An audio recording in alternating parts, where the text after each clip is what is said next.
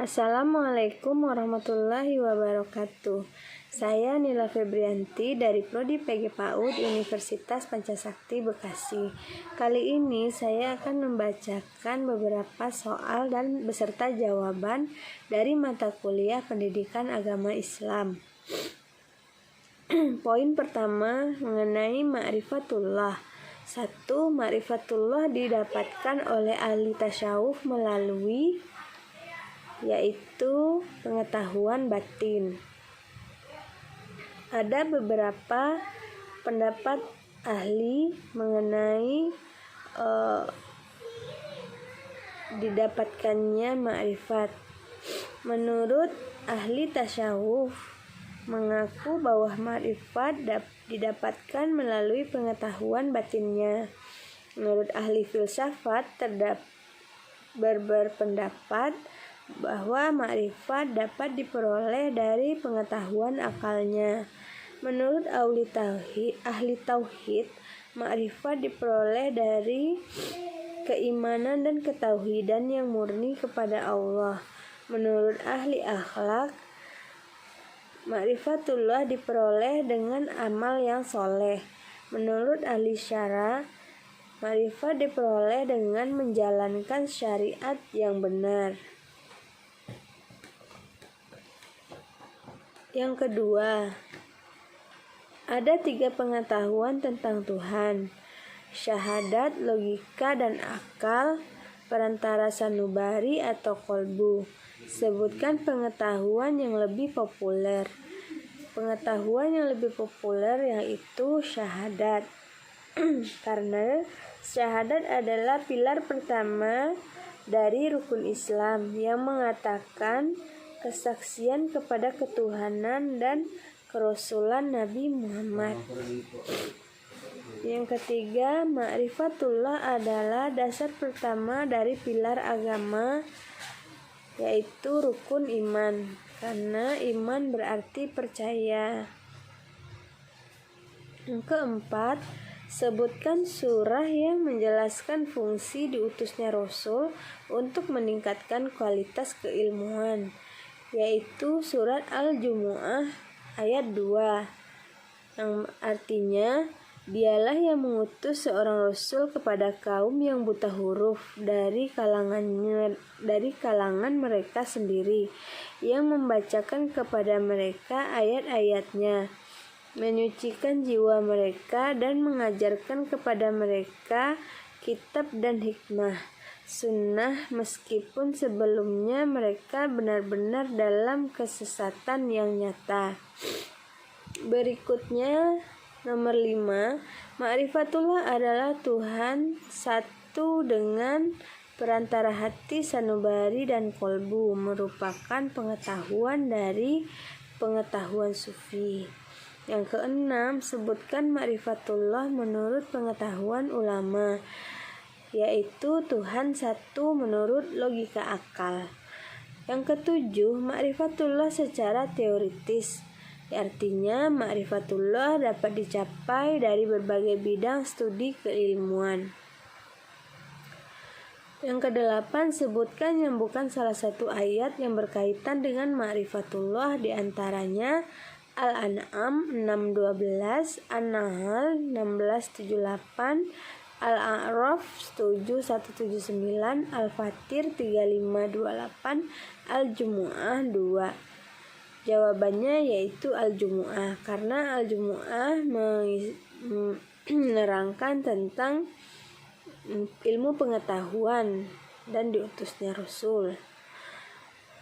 Nomor 9, ma'rifat al-burhan wal al-istidlal, yang merupakan ma'rifatnya mutakallimin dan filsuf atau metode akal budi, yaitu ma'rifat tentang Allah melalui upaya-upaya pemikiran dan pembuktian akal sehat yang dimilikinya.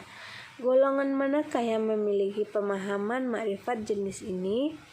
Yaitu golongan filsuf, sastrawan, dan ilmuwan.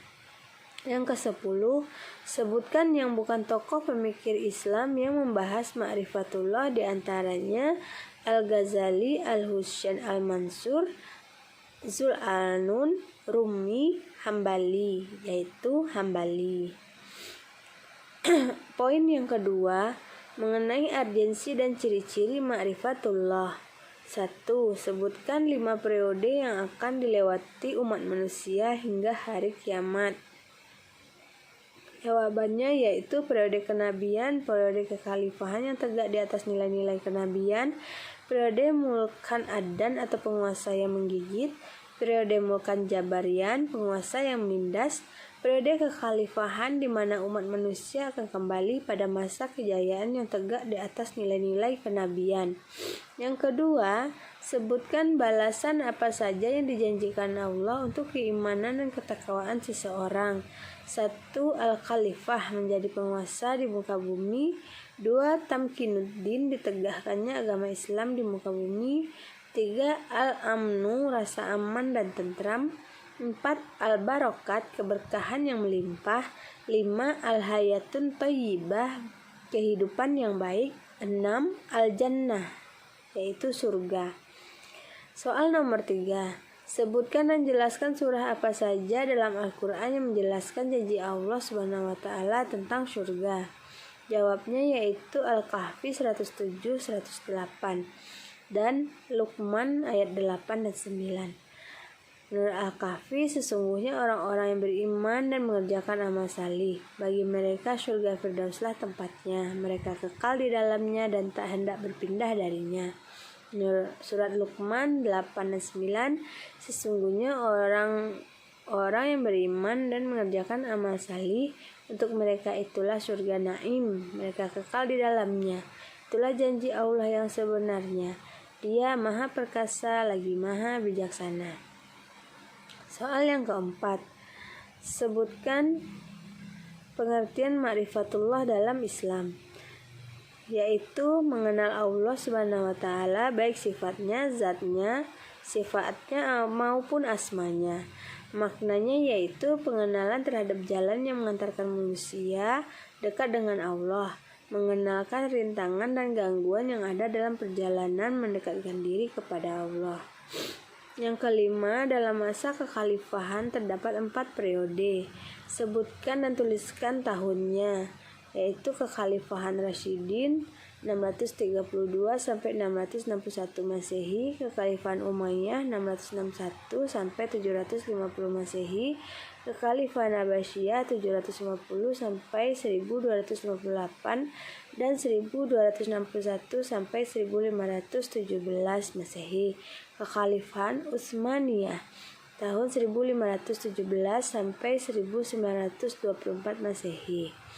Yang keenam, melalui apa saja untuk menuju pengenalan Allah? Jawabnya yaitu ayat qauliyah, yaitu Quran dan hadis, serta alam semesta atau kauniyah, dan yang ketiga mukjizat.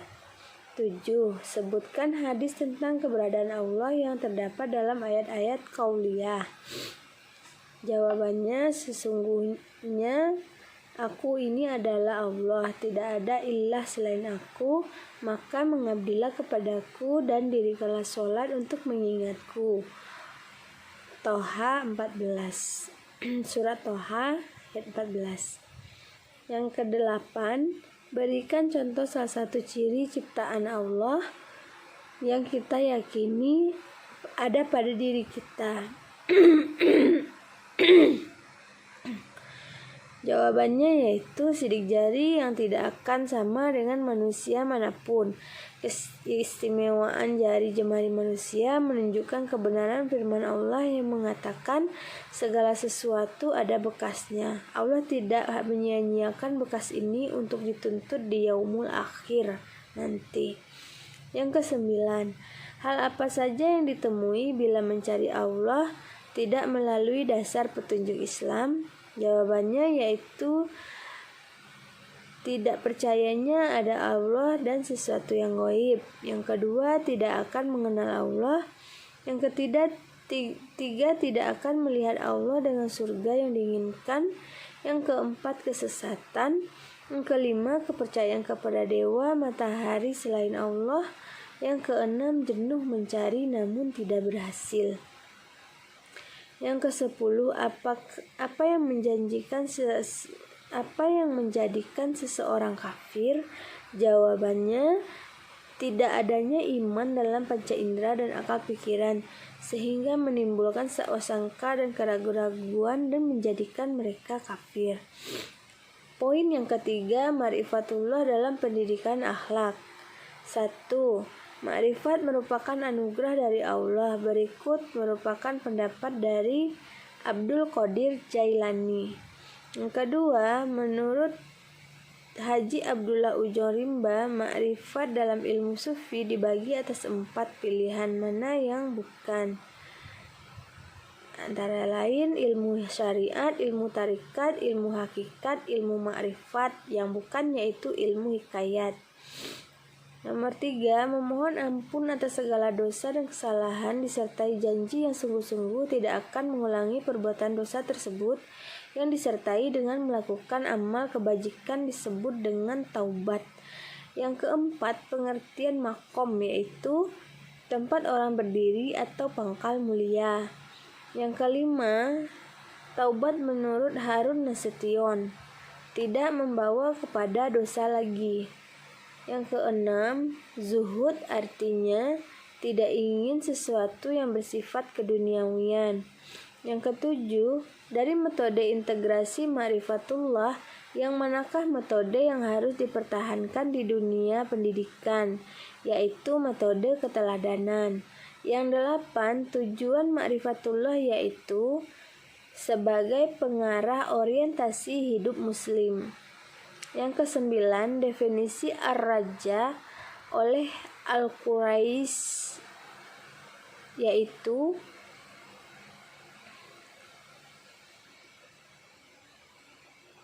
keterikatan hati. Yang ke-10, pengertian makom zuhud menurut Imam Syafi'i, yaitu jadikan akhirat di hatimu, dunia di tanganmu, dan kematian di pelupuk matamu. Demikianlah soal dan jawaban yang sudah saya bacakan. Semoga kita dapat mengambil ilmunya bersama-sama. Assalamualaikum warahmatullahi wabarakatuh.